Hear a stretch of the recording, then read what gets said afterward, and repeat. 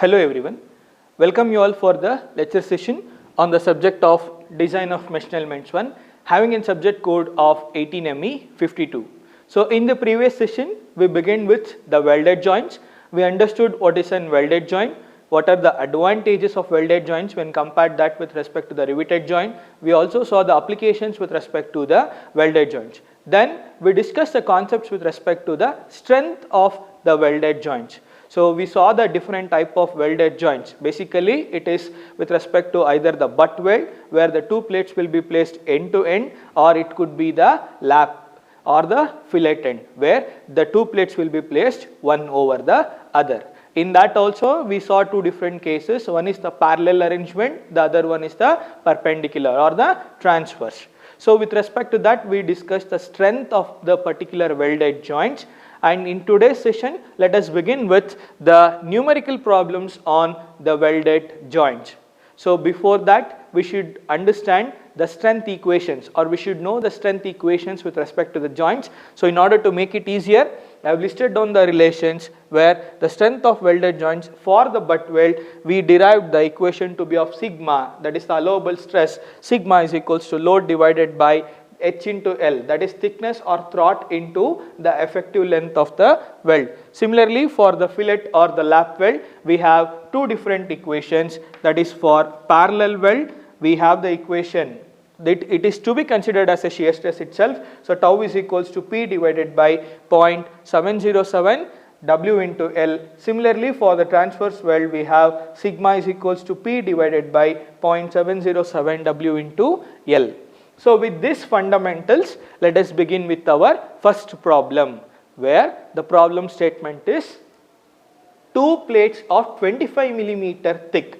So they have given the thickness of the plate, which is of 25 millimeter, are welded together. They are welded together by a reinforced butt weld. So this becomes important. So what type of weld they have used? They have used the butt weld. So the type of joint that we are going to obtain is an butt joint, and subjected to an axial force of 100 kilonewton. So this two plates is having a thickness of 25 millimeter, is subjected to an axial force of 100 kilonewton as shown in the figure. They have only given the figure. Next, the throat of the weld is 25 millimeter. They have also specified the throat of this particular weld.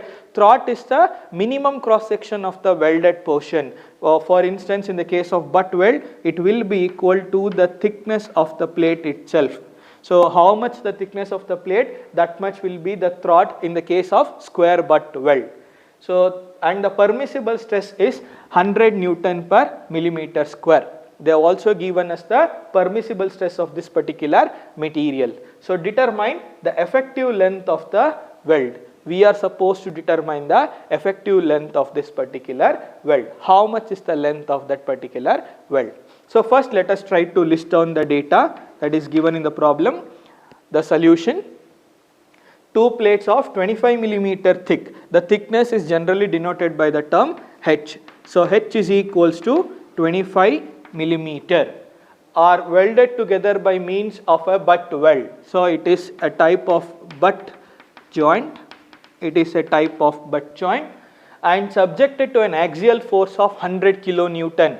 This load they have specified. So it is subjected to an axial load of 100 kilonewton as shown in the figure. They have given the figure also. The throat of the weld is 25 millimeter. The throat is denoted by the term W. This throat will be equal to the thickness in the case of the butt weld. So the W value they have given, it is of 25 millimeter. See, the thickness of the plate is 25 millimeter and the throat of weld is also 25 millimeter. Next, the permissible stress is 100 Newton. It is subjected for axial load. The type of allowable stress will be equal to sigma. So sigma allowable is 100 Newton per millimeter square. So we are supposed to determine the length of the weld, the effective length or the total length of this particular weld. So how to do that? So we know the relations for the strength of the weld. So for the strength of a butt weld, the allowable tensile strength is given by sigma is equals to P divided by H into L. First let us write down that equation and see is there any unknown. So for the strength of butt joint, the strength of butt joint. So under this, the allowable stress, the allowable tensile stress, basically the allowable stress is given by, that is sigma for the butt joint is given by load divided by H into L, load divided by H into L, where sigma indicates as the allowable stress, that is they have given in the problem 100 Newton per millimeter square. P indicates as the load that is acting, which is 100 kilonewton. H indicates the weld thickness, the plate thickness or the throat. So H will be equal to W. So they have also given in the problem, where L indicates as the effective length of the weld. So here we know all the parameters except L. So let us try to calculate that particular parameter. Now substitute. Sigma is 100 Newton per millimeter square. We know that, we have substituted that. Then the load is 100 kilonewton. So the load is 100 into 10 to the power of 3 divided by the thickness of the plate. The thickness of the plate is 25 millimeter. So substitute the thickness of the plate into the effective length. That is what we are supposed to calculate. So here we know all the parameters except the length L. So rearrange the term and calculate. Therefore the effective length of the weld, effective length of weld, that is L, will be equal to, just rearranging the terms, so it will be equal to 100 into 10 to the power of 3 divided by 100 into 25, 100 into 25. So doing the calculation, 25. So the effective length of the weld L is equal to 40 millimeters.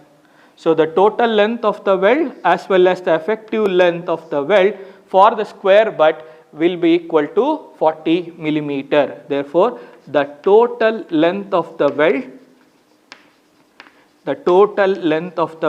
or that is also equal to the effective length of the weld, the effective length of the weld is equals to 40 millimeters.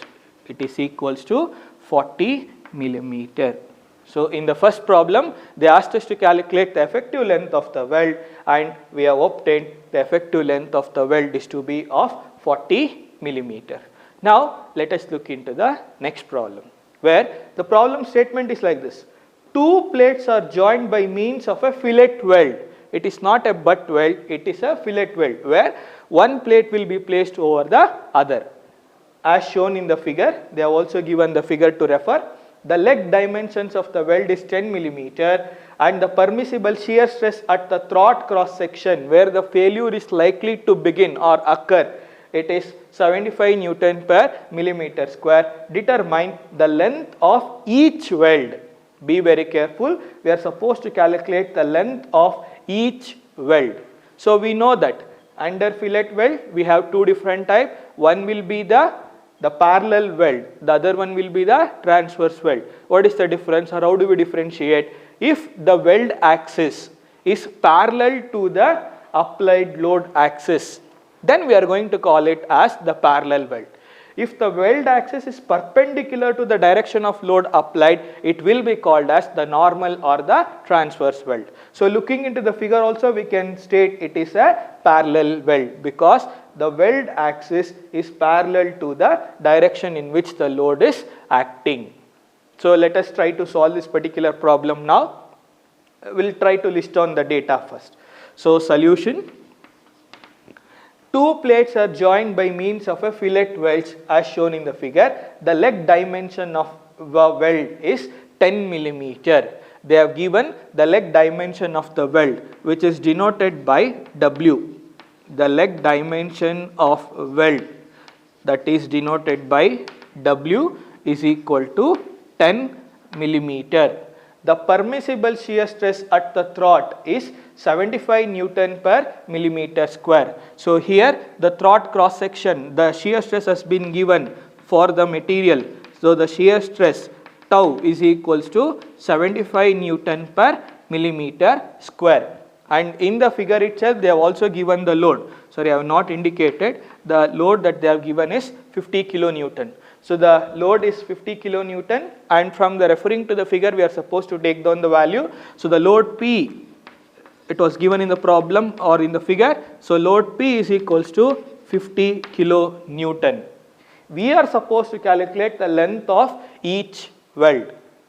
Again, come for the derivations that we have done in the previous class, that is the strength of the weld. In that particularly, the type of weld they have given in the problem is a fillet weld. Under fillet weld we have the parallel weld and the transverse weld. For the parallel weld, the relation is tau is equals to P divided by 0.707 W into L. So making use of this particular relation, we are supposed to calculate the value of the length of each weld. The length of each weld, LP basically. Each weld is LP by 2. Each weld is giving a mass value of LP by 2.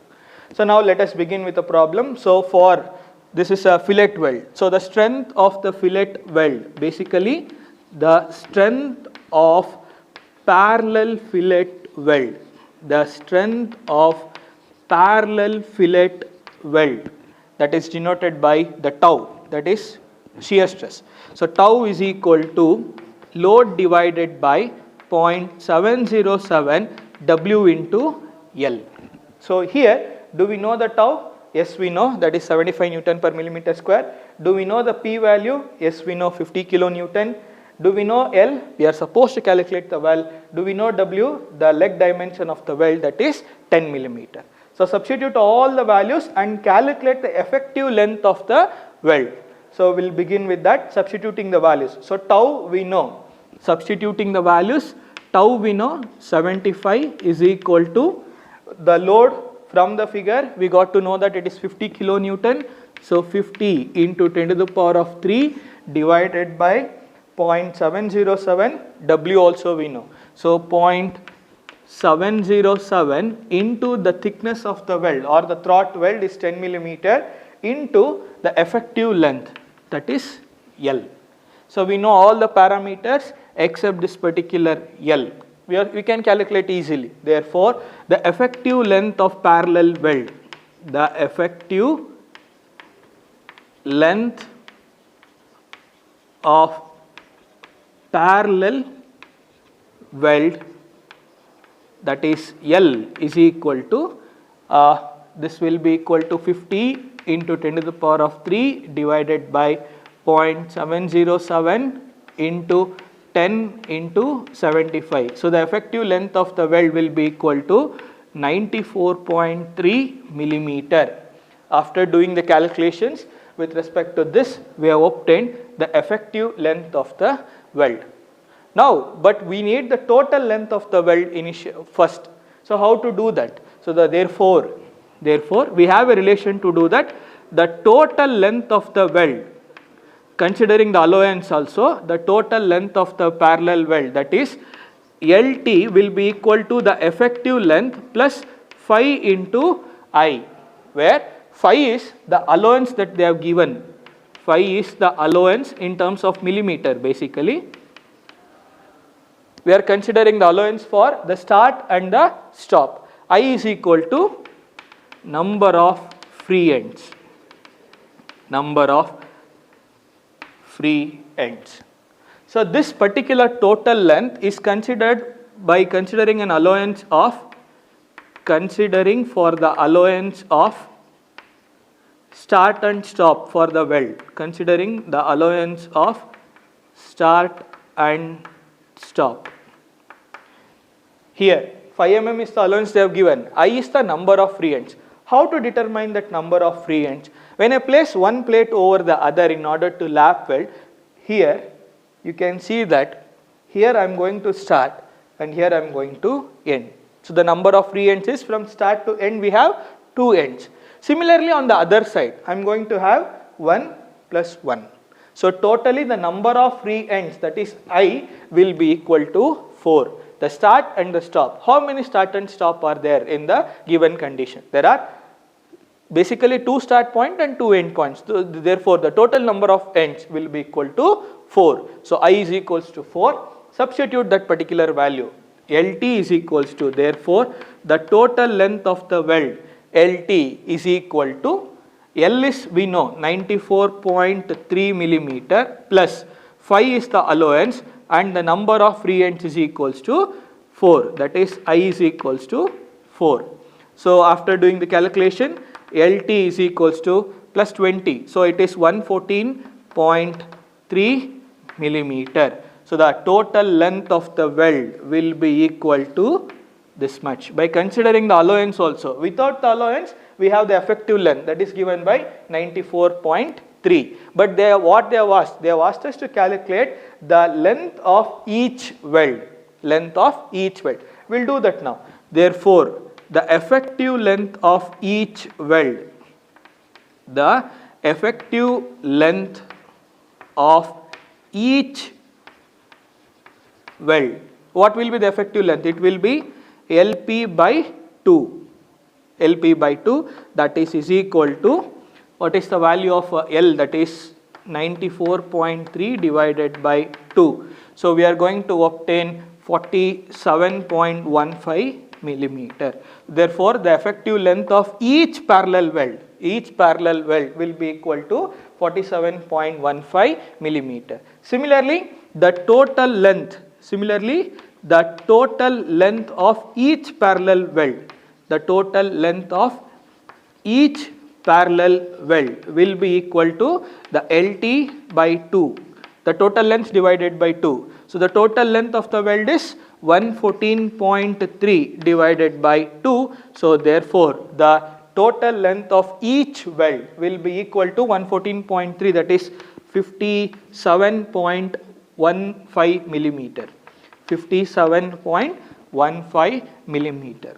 So they asked us to calculate the effective length of each weld, that is 47.15, whereas considering the allowance, the total length of each weld will be equal to 57.15 millimeter.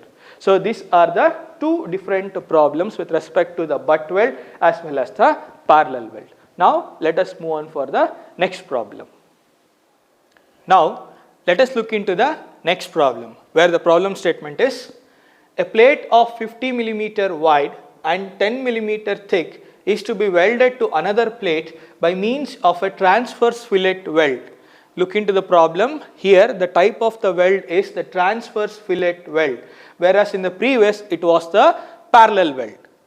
At the end, if the allowable tensile stress is 100 Newton per millimeter square, determine the length of the weld. Here also we are supposed to calculate the length of the weld. Compared to the previous problems, here they have not given us the figure in order to refer.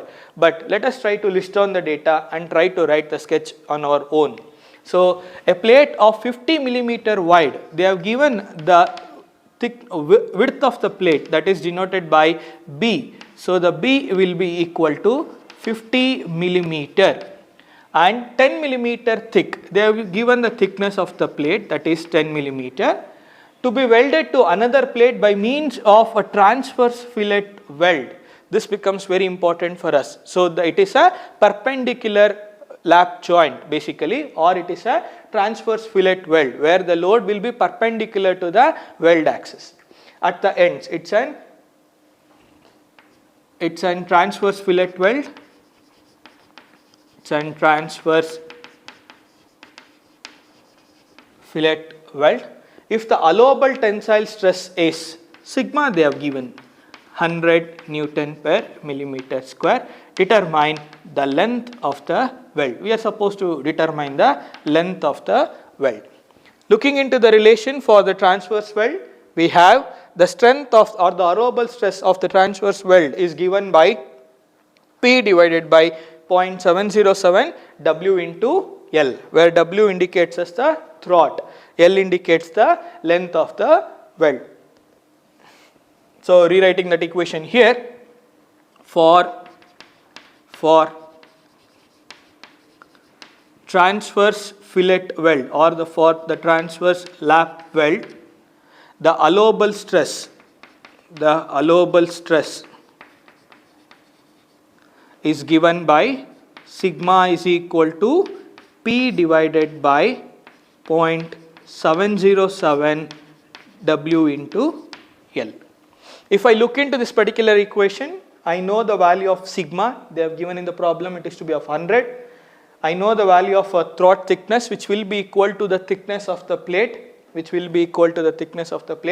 L, I need to calculate, but what about this P? They have not given the applied load. So what we are supposed to do? We are supposed to consider that the applied load will be equal to the strength of the plate itself. So we are supposed to calculate the strength of the plate by using the data they have given, the width and the thickness with respect to the stress of that particular material. Using these data, I can calculate the value of P, because they have not mentioned the applied load. Either they have not given us the figure, or they have not given in the data. So we are supposed to calculate the value of P. Since the applied load is not given, since the applied load is not given, assume or let the applied tensile force or the load, will be equal to the strength of the plate. So what will be the strength of the plate? The strength of the plate will be equal to the applied load according to our assumption, which is equal to sigma BH. How did I got this? So we know the allowable stress will be equal to load divided by the width into its thickness. Now I want the value of P. So P will be equal to sigma into B into H. So this P will be equal to the sigma, that is 100, into the width of the plate, that is 50, into the thickness of the plate they have given, that is 10. So the applied load P will be equal to 100 into 10 into 50, that is given by 5 into 10 to the power of 4 Newton. 5 into 10 to the power of 4 Newton. Now I got the value of a P, where I know the value of sigma, I know the value of W, substitute and obtain the value of L. So assuming, or the throat, THROAT, the throat of the weld will be equal to the thickness, that is equals to 10 millimeter. Now substitute all the values in the equation. Therefore sigma will be equal to P divided by 0.707 into W into L, which implies sigma is equals to 100, they have given in the problem, and the load P is equals to, just now we have calculated, it is 5 into 10 to the power of 4 divided by 0.707 into W 10 into the effective length of the weld. Therefore, the effective length of the weld,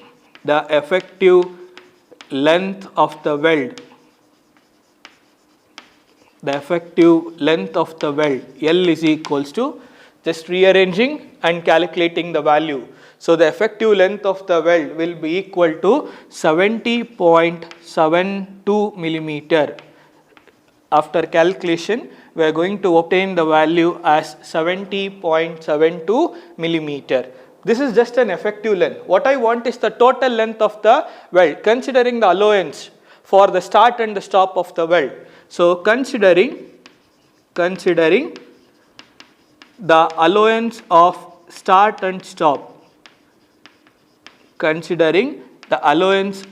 start and stop, the total length of the weld, that is LT will be equal to, the total length of the weld LT will be equal to L plus 5I, where 5 is the allowance, I is the number of ends. So here they have not given in the problem the sketch. Let us try to write down the sketch, how it is going to look like. So we have two plates, and here we have the load, which is an axial load, P and P. It is a transverse weld, so it is perpendicularly we are supposed to weld. So show that portion. Now from this particular sketch I can note down the value of I, because we are supposed to weld at two different points. It is going to have four different ends. I'll start from here, I'll end here. I'll start from here, I'll end here. So I will be equal to 4. Substitute that in order to obtain the total length of the weld. So it is 70.72 plus the 5 mm allowance into the number of free ends is 4. So what will be the value? 70 plus 20, it will be 90.72 millimeter. But we are supposed to calculate the effective length of each weld as well as the total length of each weld. So therefore the effective length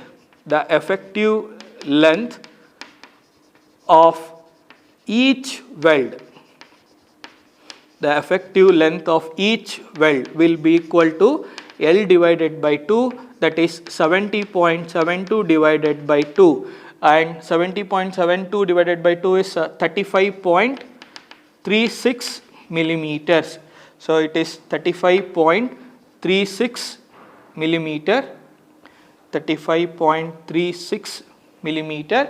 Similarly, the total length, therefore the total length of each weld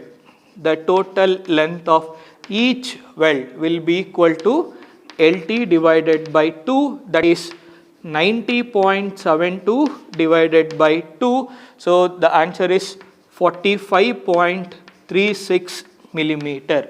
So in the problem they asked us to calculate the length of the weld. We have calculated the length of the weld, where the total length will be equal to 45.36, whereas the effective length of each weld will be equal to 35.36. In each and every problem we are supposed to calculate the total length of the weld as well as the effective length of the weld. So far under the problems we have seen three different cases basically. One is under the butt weld, where it is subjected for the force. The other is with respect to the fillet or the lap weld, where we have two different conditions. One is with respect to the parallel weld, the other one is with respect to the transverse weld. There might be a question where, is there any case where it will be a combination of both parallel as well as a transverse weld? So such type of weld where we can see the combination of both that parallel as well as a transverse weld, we are going to call it as the combined welds. So this particular topic is with respect to the strength of combined parallel and transverse fillet weld. It's a combination of both basically. So the transverse as well as a parallel. How it is going to look like? So this particular figure is going to explain us, where you can see when the weld axis is parallel to the applied load, it is called as an parallel weld. Here it is a transverse weld because the weld axis is perpendicular to the load axis. So this is a combination of both double parallel, single transverse weld. It's a combination of both, where I can see the double parallel as well as a single transverse weld. What will be its strength then?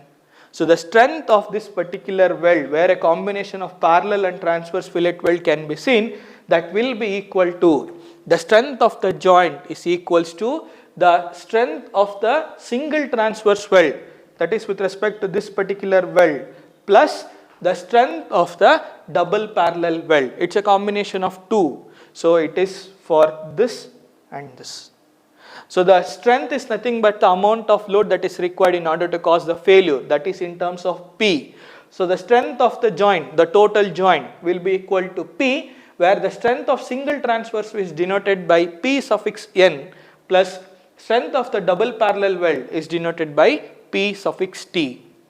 So this is a notation that we are referring for the single transverse as well as the strength of the double parallel weld. Now Pn, what is Pn? Load carried by the normal weld basically. We know that.